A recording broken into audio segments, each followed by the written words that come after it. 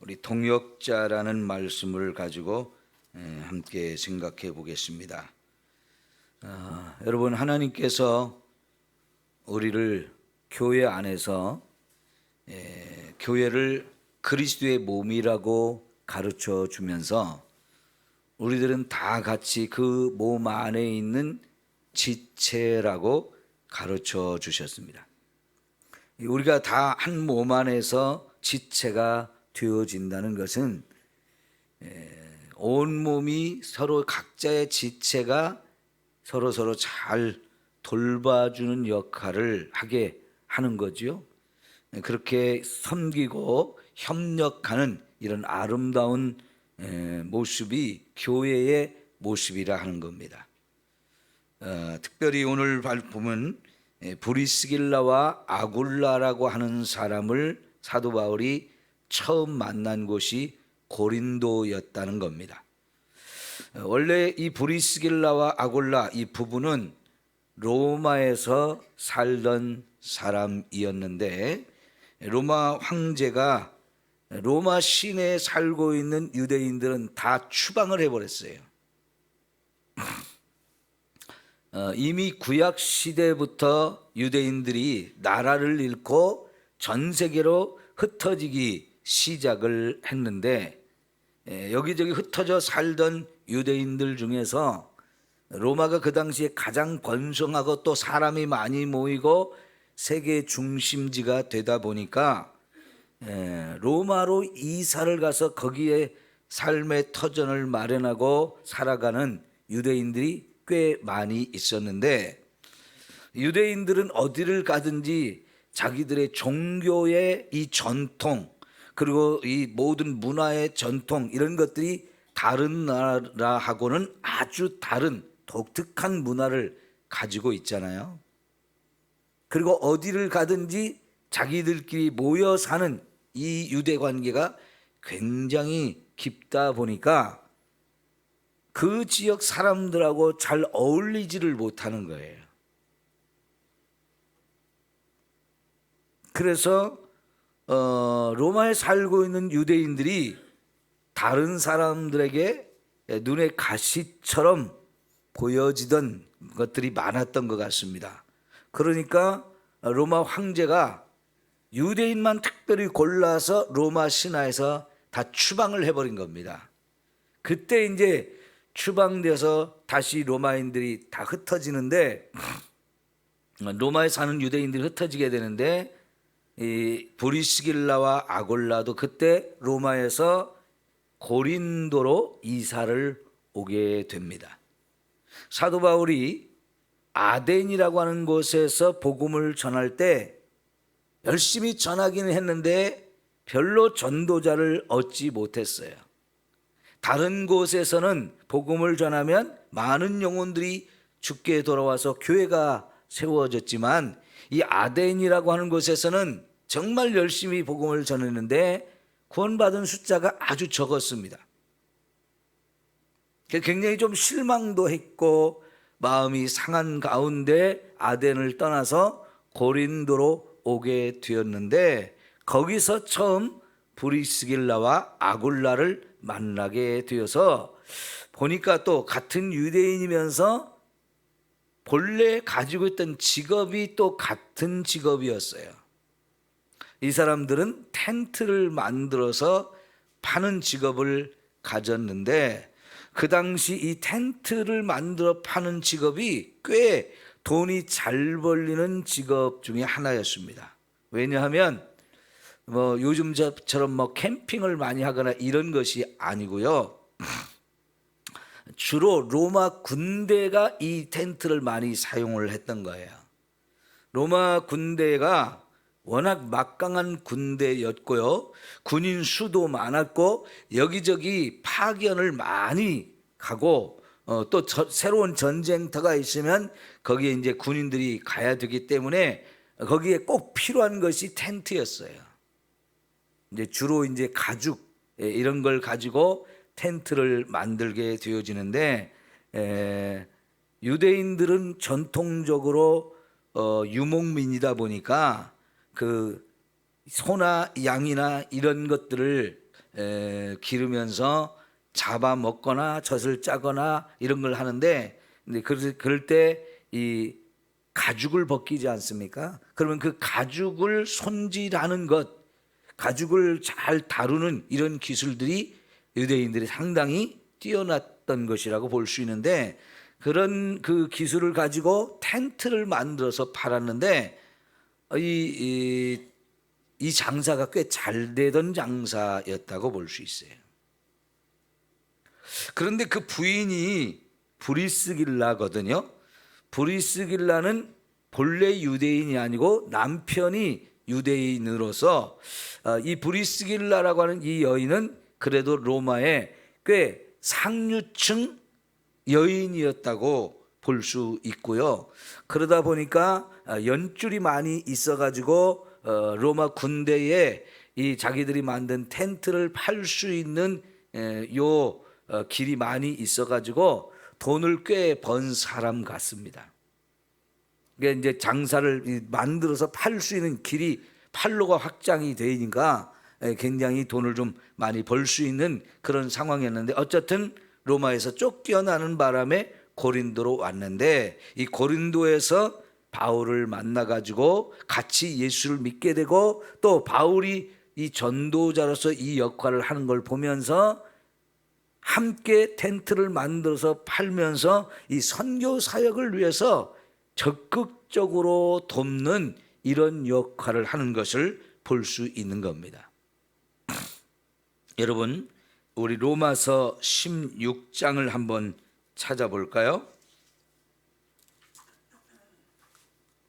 로마서 16장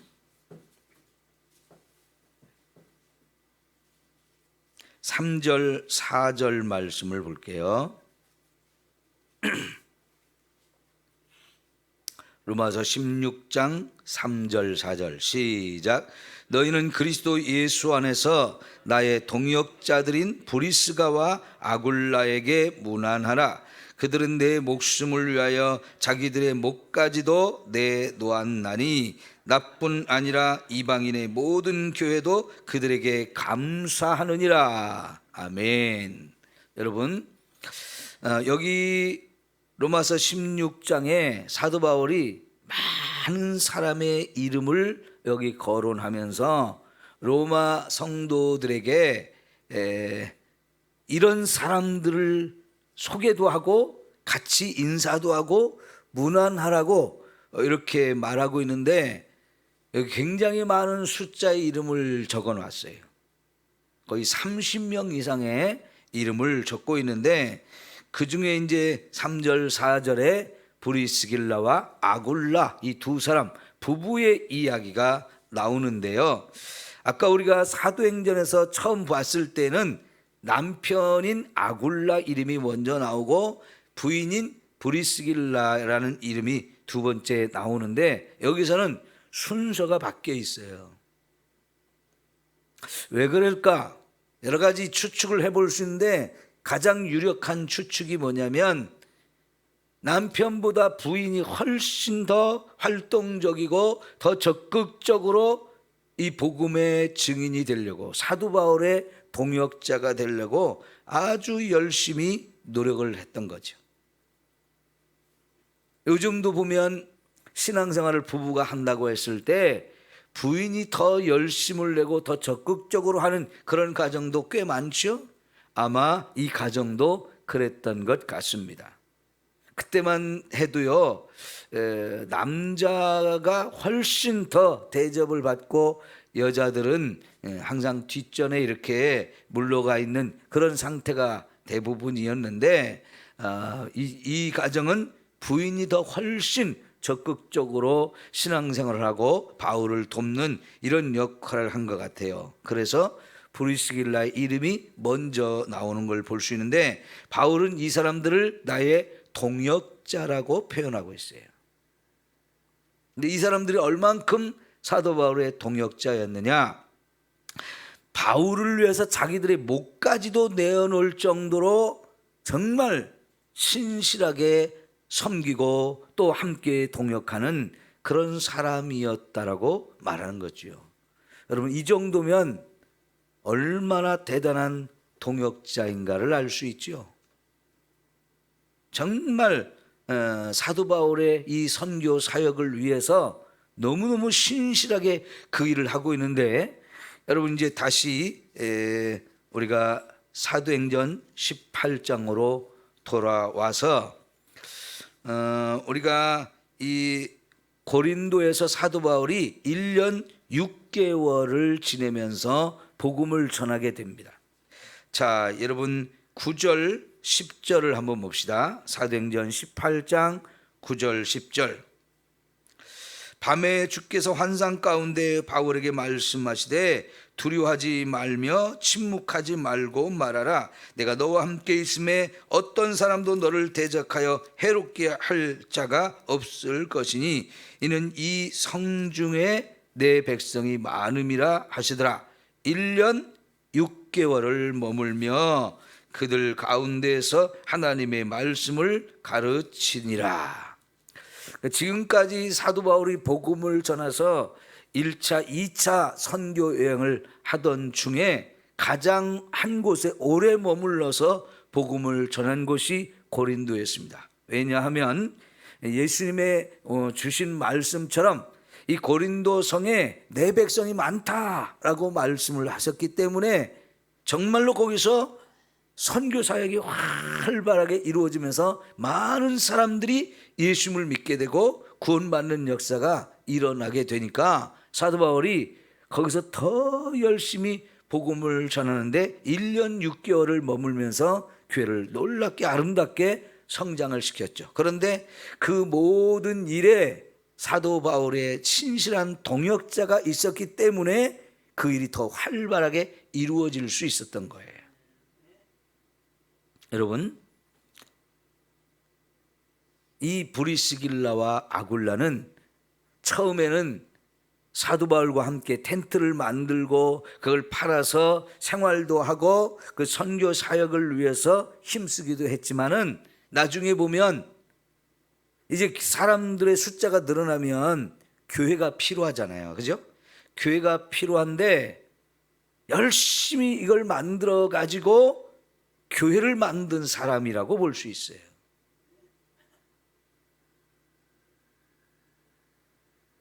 정말 자기들의 전 재산을 들여서 교회를 세운, 그래서 사도 바울이 이 텐트를 만드는 일을 하지 않고도 복음을 전하고 성도들을 돌보는 일에 전념을 할 수 있도록 적극적으로 돕는 이 역할을 한 사람이 바로 브리스길라와 아굴라라고 말할 수 있거든요. 자, 이제 18절로 가볼까요?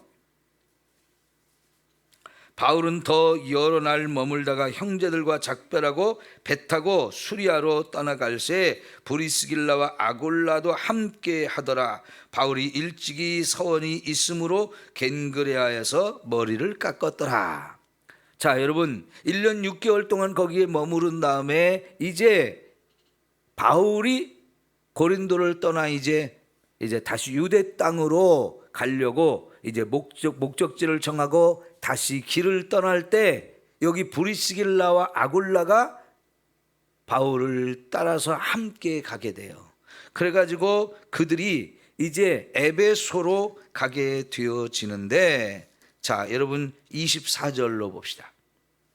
알렉산드리아에서 난 아볼로라는 유대인이 에베소에 이르니 이 사람은 언변이 좋고 성경이 능통한 자라. 그가 일찍이 주의 도를 배워 열심으로 예수에 관한 것을 자세히 말하며 가르치나 요한의 세례만 알 따름이라. 그가 회당에서 담대히 말하기 시작하거늘 브리스길라와 아굴라가 듣고 데려다가 하나님의 도를 더 자세하게 풀어 이르더라. 여러분, 요 바울 일행이 에베소로 가게 되는데 사실은 에베소에 바울이 여러 날 머물지 못하고 잠깐 들려서 그곳에 있는 성도들을 잠깐 본 다음에 바울은 떠나고 거기에 브리스길라와 아굴라가 머물게 돼요. 그런데 여러분, 거기서 이 브리스길라와 아굴라가 아볼로라고 하는 또 다른 유대인을 만나게 되는데, 이 아볼로도 굉장한 사람이었어요. 구약 성경을 정말 많이 알 뿐만 아니라 말도 아주 언변이 좋아가지고 사람들을 가르치고 설교하고 이런 걸 너무너무 잘하는 거예요. 그런데 그가 예수님의 복음을 알고 이렇게 가르치기는 하지만 세례 요한의 세례만 알고 성령 세례에 대해서 모르는 거예요. 그래서 브리스길라와 아굴라가 그를 데려다가 복음에 대해서 더 자세하게 가르쳐주고 예수님의 이름으로 받는 성령 세례까지 자세하게 가르쳐주니까 이 사람이 더 복음의 전달자로서, 복음의 증인으로서 더 열심히 하게 되어지거든요. 그래서 여러분, 이 아볼로라고 하는 사람이 더 복음을 잘 전할 수 있는, 예수님의 복음을 제대로 깨닫고 전할 수 있는 탁월한 전도자가 되어지는데, 또 그 역할을 브리스길라 아굴라 부부가 하게 되어지는 거예요. 근데 바울이 1차, 2차 선교여행을 마치고 이제 다시 안디옥까지 돌아갔다가 세 번째 선교 사역을 하면서 여기 에베소에 와가지고 드디어 에베소 교회를 3년 동안 머물면서 큰 교회로, 그 당시 바울의 선교 역사상 가장 큰 교회로 세우는 것을 보게 되는데, 그때도 여기 브리스길라와 아굴라가 함께 바울을 도우면서 그 역할을 또 같이 해주는 걸 볼 수 있어요. 바울의 사역에서 브리스길라와 아굴라 이 부부는 정말 도움을 많이 받는 신실한 동역자인 것을 우리가 볼 수 있는 거지요. 여러분, 바울이 아무리 훌륭한 전도자라 해도요, 이렇게 함께하는 동역자들이 없으면 이런 결과를 이루기가 어려웠을 거예요. 바울이 아덴에서 선교 사역에 굉장히 실패를 했었던 그 원인 중에 하나가, 거기 데살로니가 교회에 머물러고 또 빌립보 교회에 머물러 있던 디모데와 실라가 오지 못해서 그걸 기다리지 못하고 혼자 전도하다가 이렇게 제대로 좋은 결과를 얻지 못하고 혼자 쓸쓸하게 고린도에 왔었던 거거든요. 그런데 고린도에서 있는 동안에 브리스길라 아굴라 부부를 만나고 데살로니가와 빌립보에 있던 디모데하고 실라가 내려와 가지고 바울을 만나니까 바울이 힘이 팍 났던 거예요. 그래서 더 열심히 이렇게 사역을 할 수 있었던 것을 볼 수 있는데, 바울도 혼자서는 그런 일을 감당하기가 어려웠다는 얘기죠. 늘 옆에 많은 동역자들과 섬기고 협력하는 사람들이 있었기 때문인데, 내일은 이 협력하고 섬기는 사람들을 우리 보게 될 건데요. 여러분, 예나 지금이나 저와 여러분이 하나님 교회 안에서 일을 할 때 서로 동역자가 되어주는 것이 정말 필요하다는 거죠. 예수님께서 제자들을 선택할 때 왜 12명이나 선택을 했겠습니까? 그리고 그 12명의 제자들을 둘씩 짝을 지어서 이렇게 내보내면서 전도 여행을 했던 것도 혼자보다는 동역하는 사람이 있다는 게 엄청난 힘이 된다는 것. 사람은요, 같이 일할 수 있는 사람이 있을 때 몇 배의 힘을 얻게 되어져요. 물론 우리에게 언제나 예수님도 우리와 함께 해주시고 성령 하나님도 늘 우리와 함께 동행해 주시지만, 옆에 있는 사람이 있다는 게 굉장히 큰 은혜가 되어지고 힘이 되는 거거든요.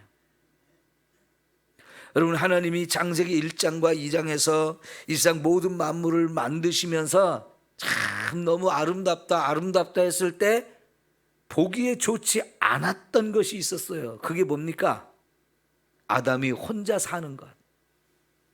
아담이 혼자 사는 것이 보기에 좋지 않다고 하시면서 아담을 위해서 함께 살아갈 수 있는 배필 하와를 만들고, 그리고는 그들을 만나게 해주셔서 부부가 되어서 같이 살게 해주셨거든요. 이게 하나님의 창조의 원리예요. 이 세상을 살아가면서 이렇게 부부가 만나 결혼해서 가정을 이루고 함께 힘을 합해서 살아간다는 거 너무너무 귀하고 아름다운 일이죠. 특별히 하나님이 하와를 만들 때 아담을 잠들게 하고 갈비뼈를 뽑아서 그 뼈로 하와를 이렇게 만들었을 때 아담이 하와를 보면 순간 뭐라고 했어요? 내 뼈 중에 뼈고 내 살 중에 살이다. 내 몸의 일부라고, 나와 한 몸이 되어지는 사람이라고 그렇게 깨닫고, 그래서 서로 사랑하는 아름다운 관계가 되게 하셨잖아요. 여러분, 이 땅에 우리가 함께 일을 할 수 있는 동역자를 만난다는 것은 정말 행복함을 느끼게 해주는 거예요. 그것이 엄청난 힘을 우리에게 주는 거지요. 직장에 가도 내 마음에 맞는 사람, 그래서 뭔가 서로 만나서 일을 하면 재미있는 사람, 이런 사람을 만난다는 게 얼마나 귀하고 아름다운 일입니까? 교회에서도 우리가 함께 마음을 맞춰서 힘을 합해서 일할 수 있는 사람들이 있다는 거 정말 귀하고 아름다운 일이에요. 우리가 교회에서 구역을 만들고 기관을 만들고 하는 이유가 다 뭡니까? 같이 힘을 합해서 하나님의 일을 이루어 가라고 이렇게 소그룹으로 묶어주는 거거든요. 거기서 같이 동역할 때 하나님의 일을 더 우리가 잘하게 되어지는데, 우리가 일을 하다 보면 다 피곤하고 지치고 이렇게 힘들어질 때가 있는데, 그때 옆에 있는 사람들이 같이 힘을 합해서 하나님 주신 일들을 감당해 나간다는 거 얼마나 귀하고 아름다운 일인지요. 여러분, 구약성경 잠언 27장을 한번 찾아봅시다. 잠언 27장 17절 말씀.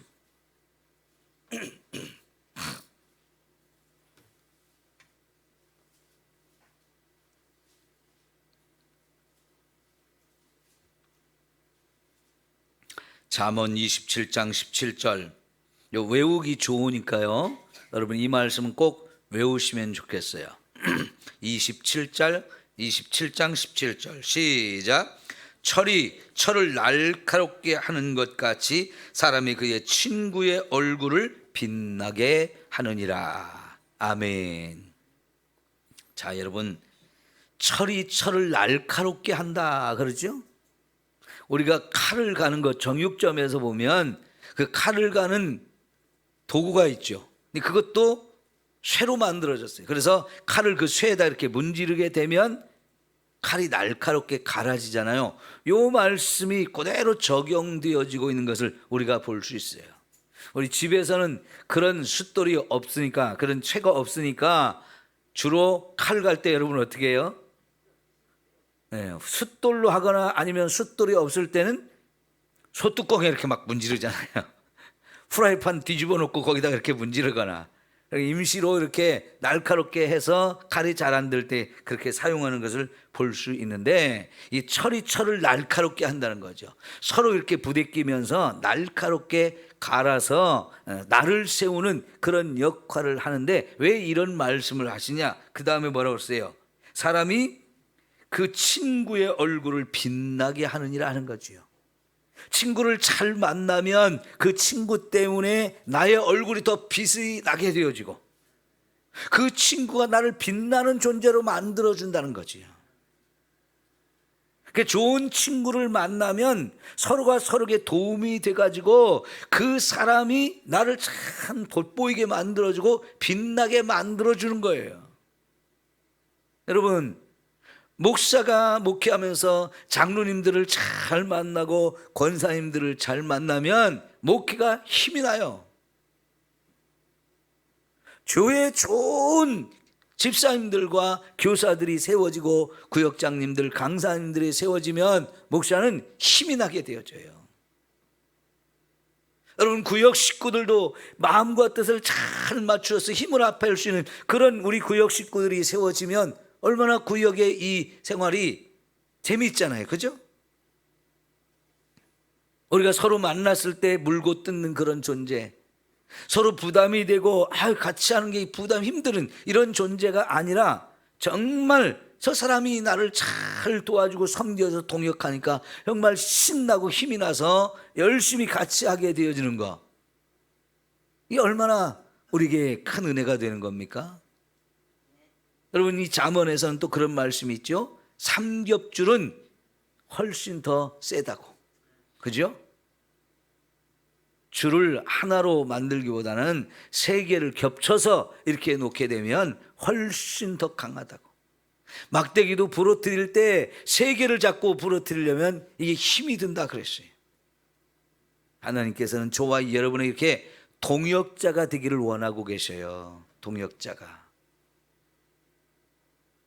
예전에 제가 어렸을 때 고향 교회에 장로님 여동생이 있었는데 이 여동생이 전도사님이 되셨는데요. 결혼을 해서 이렇게 사는데 자녀를 못 낳았어요. 그런데 두 분이 얼마나 뜻이 잘 맞는지. 이 여전사님이 하는 일이 뭐냐면 교회가 없는 동네로 이사 가서 부부가 집을 하나 장만해가지고 거기에 살면서 교회를 개척하는 거예요. 근데 부인은 열심히 동네 돌아다니면서 전도를 하고 남편은 거기서 소를 키워요. 소 열심히 키워가지고 뭐 하느냐? 그걸 팔아서 교회를 세우는 일을 준비하는 거예요. 성도들이 점점 많아지면 교회가 건물이 필요하잖아요. 근데 남편이 그 건물을 세우는 준비를 위해서 소를 키워가지고 돈을 마련하는 거예요. 어느 정도 그게 준비되면 건물을 세우고 그리고는 새로운 교역자를 모시고 자기들은 또 교회가 없는 곳으로 이사가서 또 그 일을 해요. 이야, 정말 멋진 분들이에요. 너무나 기가 막히게 그런 사역을 감당하는 그런 전도사님 부부가 있었는데 그 부부는 자녀가 없다 보니까 부부간에 다 한 마음이 돼가지고요, 오직 복음을 위해서 영혼을 구원하고 교회를 세우는 일에 전적으로 헌신해서 함께 그 일을 하는데 너무 귀하잖아요. 여러분, 오늘 저와 여러분이 하나님 교회 안에서 옆에 있는 사람 정말 소중한 나의 동역자다, 이런 생각을 가지고 이 동역자가 되어서 같이 일하는 저와 여러분 되기를 소망합니다. 부부간에도 그렇고요, 직장에서도 그렇고, 우리가 있는 어느 곳에서나 이렇게 자꾸 남을 섬기고 이렇게 같이 동역하고 힘을 합할 수 있는 이런 일이 너무나 아름다운 하나님 자녀들의 모습인 줄 믿습니다. 기도합시다.